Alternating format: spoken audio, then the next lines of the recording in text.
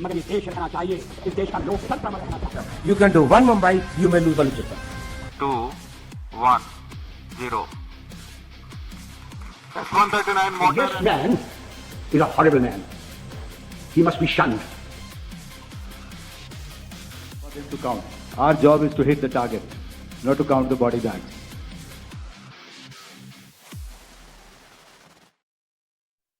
Namaste, sir. Welcome back to the show. Namaste, audience. This is your host, Parth Sane. Nice to have you back on the show once again, sir. Yeah, hi Parth, how are you doing? I'm doing well, and there's a lot of things to cover this week, sir. I think a lot of activity happening in Bangladesh with the elections and stuff like that. So, can you tell us something about that? Yeah, I think many things are happening around Asia. So let's start from Bangladesh. So as we all know, on 12th we had these elections of Bangladesh where, BNP and Jamaat-e-Islam, they were the only two parties which were allowed to contest. And Awami League was banned, Sheikh Hasina ke. So the point is that BNP won the elections. Was it rigged or not rigged? Whatever, it was all stage managed. And Tarique Rahman, the son of the earlier BNP leader, Khalida Zia, he won. And but the only point of one should of concern is that all around West Bengal, the constituencies there, they have been won by Jamaat-e-Islam, which is again bad for our ingression towards our country. These infiltrators, illegal, infiltrators, and the people who are coming from Bangladesh. Now the point is, will it change the setup with India and Bangladesh? So I think it may not, because even Khalida Zia was also pro-Pakistan, and his son, he's been earlier accused in cases where he was supplying weapons in Manipur and Northeast. So he was banished from the country, and then he has come back. So again, they are pro, countries which are against India. So I don't see much change, but yes, there will be some mellow down from what their advisor Yunus is trying to say, Muhammad Yunus. So Yes. he, in his farewell speech, also said that the Seven Sisters also are part of the Greater Bangladesh. So I don't think so much difference will be there. There may be a slighter, low level of aggression, but it will be again an anti-India government. That is what I assume, I and that is think why even Prime Minister Modi did not go. I think considering that the demand for a separate, country which is now called Pakistan started from Bengal or that part of India, which like previously it was not the case that they were asking for it any other place. Like I feel if the idea for Pakistan came from actually so-called now Bangladesh today, it is one No, should not be so surprised if they still have the demand. No. no, I'll tell you there is more to it. The idea of Pakistan was originated from UP and Bihar. Okay, and most of the these supporters of Muslim League then did not migrate to Pakistan, and Bengal was more radical that way, and hence this East Bengal was created, and that is how Gopal Patha and such events took place, and how Calcutta, they wanted Calcutta also to come inside Bangladesh, but the breakaway of Pakistan from East Pakistan, West Pakistan happened because of the language. Sheikh Mujibur Rahman won the elections, but Pakistan Punjabis, they did not want him to be the prime minister, and hence they said, "No, no, we will continue this way," and hence this Mukti Bahini and everything was created, for which Bangladesh was created. So, Okay. nevertheless, we move on to the next location, which is Iran. Yes. So I think So, can you there is help a lot us of with a map, Parth? yes. So there's a lot of activity happening here, and I think Yes. Sir can explain best here with this kind of description. In the So if large you see context that is Iran, yeah. So if you see Iran, Iran is eh, near the Arabian Sea as well as Mediterranean Sea. So if you want to access Iran or attack Iran, there are two access. One is through the Arabian Sea, through Gulf of Oman, and the other is through the Mediterranean Sea, which is Israel, Lebanon, Syria, and Iraq, which has the US bases. Now, what it looks like with this, earlier Trump was waiting for the go ahead from Mossad and Israel. Now he feels that nothing is happening, and since his midterm elections are coming, he should do something, because the nuclear discussion and deal with Iran is not materializing. So Iran showed some signs that okay, we'll mellow down our nuclear enrichment program, but somehow it is not happening. Aim is to do the regime change. So there are two aircraft carriers already in position. Earlier, I think, which was the aircraft carrier, Parth? So there are two aircraft carriers. One is the USS Yeah, Gerald Ford, and the other one is the USS Abraham Lincoln. Abraham. So Abraham Lincoln was already there. It was stationed. It was brought from South China Sea and brought into the Gulf of Oman wala region, right?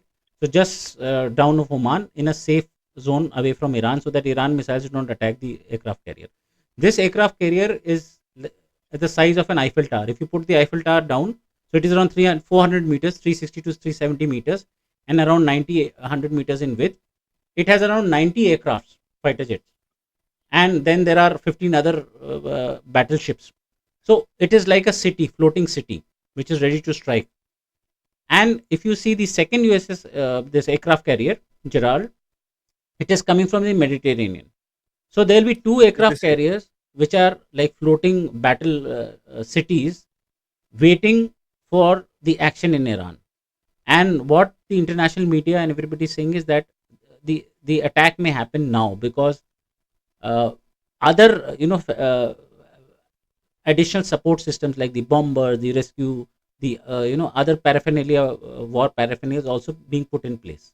So people are assuming that the attack may be sooner than later, and that is why even the some gold and silver prices in stock markets, they are the dollar, these things are varying because of this new indication that US is giving and Trump is giving, that the attack on Iran is imminent and he's going to go for it. So let's see. Maybe this is again a tactic to pressurize Iran to accept to the deal of US. Otherwise, aim is to do regime change. That is what the aim is. So in this context, sir, if we are talking about Iran, I don't think it will just be American forces, right? So these will be NATO forces that are going to be operating in that area. Because without the NATO support, I don't think they will have enough logistics to make this mission successful. No, see, for US with the two aircraft carriers, it will not put boots on ground. What it will do is it will fire the missiles, all the types of missiles, surface to air missiles or surface to surface. All the paraphernalia missiles are there in the aircraft carrier, right? The frigates and all the associated battleships. So what it will do is it will just put the enemy's head down by firing these missiles, and the aircraft will go and bomb the areas of concern, IRGC ka ya the Khamenei ke capital and the power areas. And thereafter, the boots on ground, I think, will be provided by IDF, Israel Defense Force, in synergy with the US forces. I feel like they are more likely to put the Pakistani troops who are paid $100 a month to fight over there. No, Pakistan may attack Iran as an additional, factor, but even in Pakistan, the bases are there in Pakistan also. Many aircrafts may start from Pakistan. The US air base is also there in Pakistan. So Pakistan, Iraq, Syria, all these places, the aircraft will go and bomb Iran and come back. But the question is, what boots on ground will be there on Iran to do the regime change? So to do the regime change, somebody has to go physically, capture the cleric chief and change the regime and ensure an alternative. So who will do that? That is a big question mark. Attack will be there. Maybe like earlier the bombers went and bombed the nuclear facility and came back. What next? Did it change the regime of Iran, or did it change the things, the way Iran was functioning? No. So the point is, what is going to happen? Attack will be there, but what next? See, the aim is just to do the regime change. They don't want to capture the land or take over Iran, or Israel is not going to occupy Iran. Aim is to have a regime change and put a pro-US or pro-Western leader as the head of Iran. So how it will happen is what we are, is the big question mark. So Actually, I heard about this particular.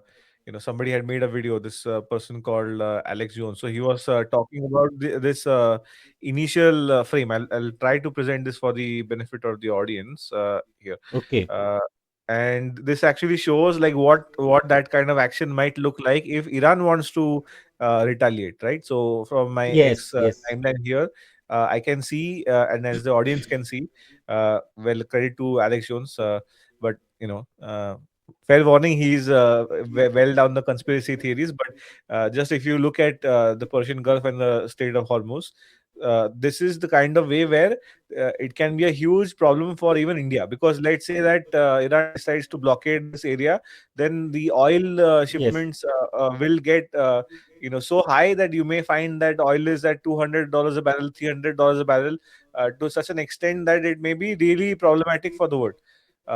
And this is my So opinion if you that open the map, you're right, very precisely there. Around yes, 20% of oil trade will be affected if Iran wants to, affect yes, it in a negative way. So what is going to happen is all the oil trade from Oman, this Saudi, okay, Oman, they pass through this Strait of and yeah, the Gulf of Oman, and Iran yeah. is just on the bottleneck of Strait of Hormuz. So if it wants to stop the oil trade, it can easily do it. Which is this particular more better map that you can see. Previous one was annotated, Yes, but if you see, this is the very narrow portion which is there, yes. which is The you know neck which is there above Oman, yes, above that, that is Strait of Hormuz, and that is just on the coast of Iran. If you see, the yeah, cities of Iran are their military installations not far ahead, so they have a very good missile force. So what they'll do, they'll keep firing on the movement of the oil tankers, and that will affect the oil trade, and the crude oil prices will rise. Also, they have plans to attack the air bases in Iraq, Syria. Yeah, this is the Strait of Hormuz, which we have seen, the our viewers can see, and Bandar Abbas, which is is very near to this movement of which oil is tankers. right here.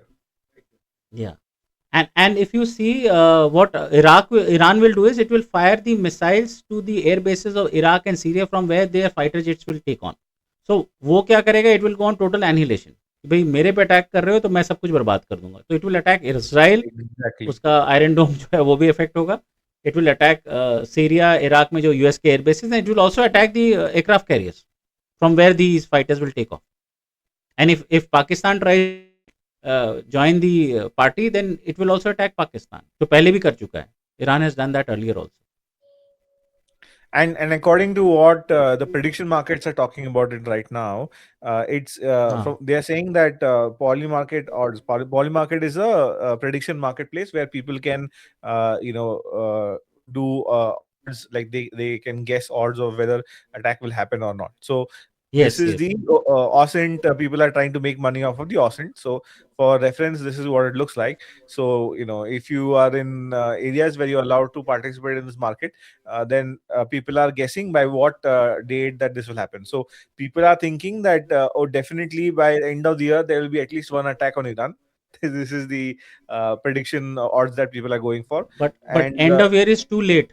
No, yes, the midterm elections are in November. So I think yes, most probably by summer there will be some maybe March next month, or there will be some attack. That has yeah, to like happen. if you see March 15th, most people are having betting on odds that it is the March 15th deadline, or they are thinking that maybe by that time it will happen, or at least by end of March it will happen. So Okay. this is where it probably seems to happen, because the interesting part is that between today and day before yesterday, it was a Hmm. scenario that you had lots of military tankers actually go across the globe. So there is something called as a flight aware, where people are tracking the flights. So they saw that from the United States there were huge preparation for aircraft air fuel being airlifted from the United States and other places going towards the Iranian front. So if they are Yes. going to execute an operation of that scale, they will be prepared and all the options will be ready for the president to make the decision. See, because any operation requires logistics. If you track the logistics for any operation, you know that operation is about to happen, or the forces who are going to attack are ready for that operation. So with all these signals and signs, it shows that US is now totally ready to go for the attack. And there was a military lady who had come on the screen. She was talking to the media, and I think she was authorized at that point. So what she was saying is that if somebody like an intelligence person in the government, if they did this, it would be considered secret or top secret. But somebody in the open space that they are doing the analysis in Austin, then suddenly it is being done out in the open. So from this point of view, I feel like if the government's threat perception is such that data that is public, that Hmm. you cannot like if the public is able to gather that data and understand by themselves, and if your threat Hmm. model operates on the public not knowing that information, then you have already lost half the battle over there. So wouldn't that be true, sir? But I tell you, lot of whatever is shown is also, you know, staged. So if the US wants the world to know that there is going to be an attack, so all the data feeds or the data points are given in such a way that these prediction models predict an attack. So it's not that the US is not aware and the prediction models, they also have influence on these prediction models, because that affects the overall, scheme of things in geopolitics. I should Hmm. create a fear in the enemy that I am going to attack. So I'll create such data points where the prediction models will start predicting कि अब attack होने वाला है. तो Hmm. Media के through, propaganda के through, तो this is all part of propaganda warfare. That how you create an impression in the minds of the regime of Iran that अब तो यूएस नहीं रुकेगा, अटैक कर देगा. And that is what happened in the Indo-Bangladesh war, where Pakistani army surrendered. That was also a psychological warfare where it was given to them that अब तो तुम चारों तरफ से घिर चुके हैं, you need to surrender, and that is why they Yes. surrendered. So that is what it is. It is a mix of all many things in warfare scenario. So, and then in the context of making an impression, certainly India's AI summit has made impression on some people. So, lot of stuff is happening on that front. From what I understand, for the audience, a lot Yeah, of AI I leaders, think including. yes, you're right, because this AI summit. See, we have missed the semiconductor movement wala bus, right? We did not take part in the semiconductor movement and that boom. The next what is coming was quantum, but quantum is taking time. So what the next big boom will be of AI, and India doesn't want to miss it, because India is in a position where the economy is good and the government is strong enough to take certain decisions and ensure that the manufacturing and programming ecosystem for AI is there. Hence now we want to project ourselves as one of the pioneers of this AI boom. So hence, if 20 country heads of the world have come for this AI summit in Delhi, it shows that the government is very serious. And sir, the part of the AI ecosystem where we can Yeah. shine quite a lot is having cooperations with our friendly partners. Like in this case, it is Okay. France, it is other European nations who are upset by what Trump is doing in America, who's always trying to finger them and say that, oh, you are wrong, or you have to pay more. So they are European countries are more than having a I partner think, with us. see, if you talk of France, if you look of history, so we always take Russia as our biggest support since 71 and earlier ages, because we've been buying equipment from Russia. If you see France in World War One and World War Two, around 1.5 lakh Indian soldiers fought for France, fought for the forces, allied forces, and that's how France may there's a lot of respect for Indian forces. Hmm. France has always been very supportive of India. Uh, we had these colonies of French colonies, the this Pondicherry, if I and the Indian, they left without the fight, right?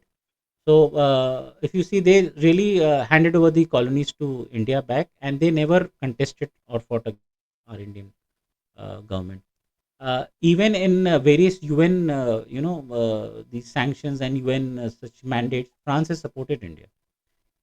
When we did our nuclear this explosion 98 Pokhran, France was a country which supported us, And thereafter, if you see in even our navy, our Scorpion submarines have been French origin. Our France has always been supporting us. The Mirage 2000 aircrafts have been French. So French has always against the wishes of West, has given us the defense armament and has supported us. So if you see, after Russia or at par with Russia, France has always been there. Even Rafale, France went out of the way to give us the fighter jets. And if you see now, France is just distancing itself from NATO and Trump ka hegemony, and it is, though it is against Russia. If you see, Macron has always been very open towards Russia's thing, but it what it does is that it always supports India, even West. अभी जैसे France Australia के missiles, I think submarines का order US took over from France. So France was not very happy with the way US was treating France. Hence, they now are going openly with India. That is what I can tell you. And I think they, like, generally they have been a good partner to us. Not everybody is Yes. willing to give a lot of aircraft and weaponry in a consistent basis, and whatever they have promised, they have delivered on time. So it seems to me that they are If quite you see, competent people in that regard. yeah, if you see, when we selected Rafale, it was after a lot of deliberation from our air chiefs and fighter experts, and there were a lot of political issues. But in Op Sindoor, and if you see, Rafale have proved their might. Even they tried to create the story, itne Rafale chale gaye, and unhone decoys gira ke, and those Rafales were flown in our Republic Day parade, the same numbers which Pakistans have been claiming. So Rafale ने officially भी बता दिया कि none of our aircrafts have been lost in the operation. So Rafale के rather shares have gone up. So Rafale again in its because see, if you see, we require with the both fronts around 45 squadrons, and we were left around with 37, 38 squadrons after MiG-21s were phased off.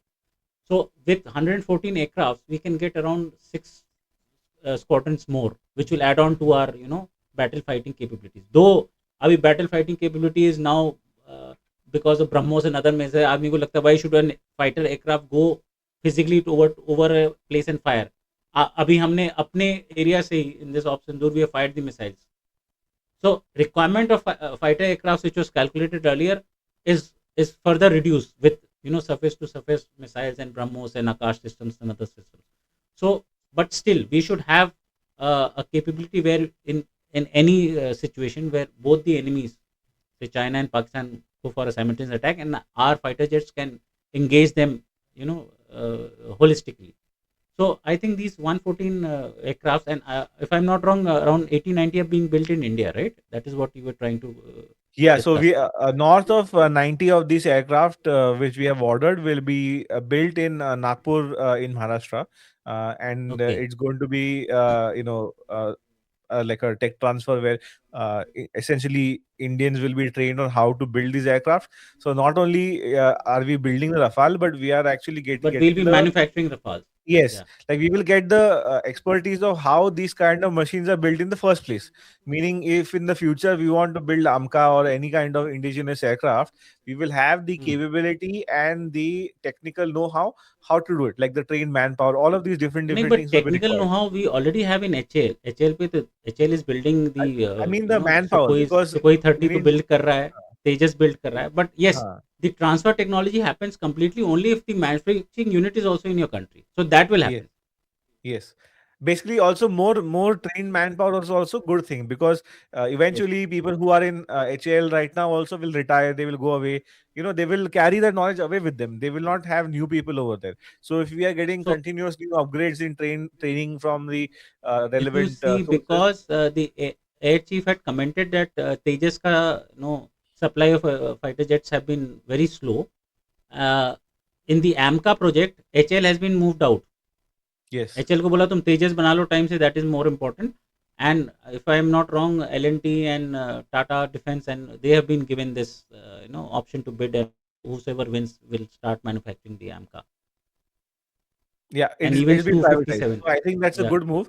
I yeah, think, in my opinion, based on whatever it has been outsourced to private sector, we will see that yes. AMCA will be one of the most fabulous projects that they will execute, because they will deliver on the quality and as per all the required specifications. which And is the if you reason I think see why they have one more update for our users, you never know that Su-57, which is being offered by Russia, may also be built in India. So we may have AMCA also coming up, being manufactured in a few years, and Su-57 also being developed in India. and I Manufacturing think development. I always say, like, India is not a poor country. In India there are many poor people who are having limited resources, but I'm going Mhm. to suggest that maximum amount of facilities when we require it, if we think our armed forces are in that situation, Yes, then we can yes, definitely procure it. It is not an issue at all. So yes, yes. with that, sir, on the closing remark, I think we have informed audience quite a lot today. I hope audience you like our coverage about I hope this we have particular. tried to update from all the parts of the planet, what all is happening and what is consisting, and this will give an update to understand what is happening in geopolitics and as well as defense technology. Yes, sir. So thank you, audience. Thank you for sticking around. Please follow sir on X and myself over there as well. And so you can comment on the video in the comment And section. even I'm loading this videos on my channel, which is Yes, Comtech Dr. Sidharth. So parallelly, you'll find these videos in my channel also, that's correct. which is Comtech Dr. Sidharth. That's correct. So thank you, audience, and Jai Hind, Jai Bharat. Please continue watching our Jai Hind, videos. Jai Bharat.